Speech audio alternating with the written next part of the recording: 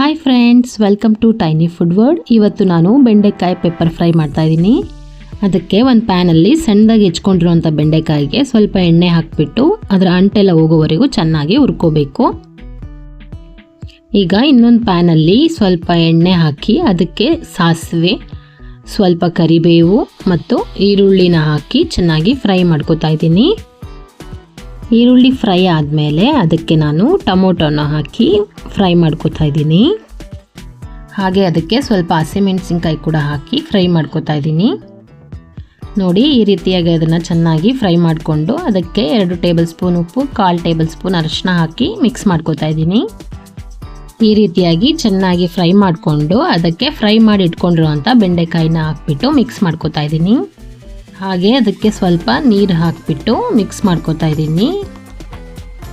ಈಗ ಅದಕ್ಕೆ ಪೆಪ್ಪರ್ ಪೌಡ್ರನ್ನ ಹಾಕಿ ಮಿಕ್ಸ್ ಮಾಡ್ಕೋತಾ ಇದ್ದೀನಿ. ನೋಡಿ, ಈ ರೀತಿಯಾಗಿ ಅದನ್ನು ಚೆನ್ನಾಗಿ ಫ್ರೈ ಮಾಡಿಕೊಂಡು ಒಂದು 5 ಮಿನಿಟ್ಸ್ ಅದನ್ನ ಬಾಯ್ಲ್ ಮಾಡಿಕೊಂಡ್ರೆ ಆಯಿತು.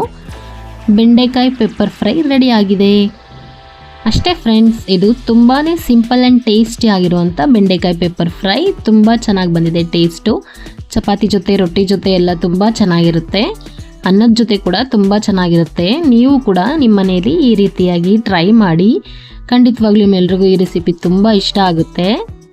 ಈ ಈಸಿ ಆ್ಯಂಡ್ ಟೇಸ್ಟಿ ಆಗಿರುವಂಥ ಬೆಂಡೆಕಾಯಿ ಪೆಪ್ಪರ್ ಫ್ರೈ ರೆಸಿಪಿ ನಿಮಗೆ ಇಷ್ಟ ಆದಲ್ಲಿ ವಿಡಿಯೋಗೆ ಲೈಕ್ ಮಾಡಿ, ಶೇರ್ ಮಾಡಿ, ಫಾಲೋ ಮಾಡಿ, ಸಪೋರ್ಟ್ ಮಾಡಿ. Thank you.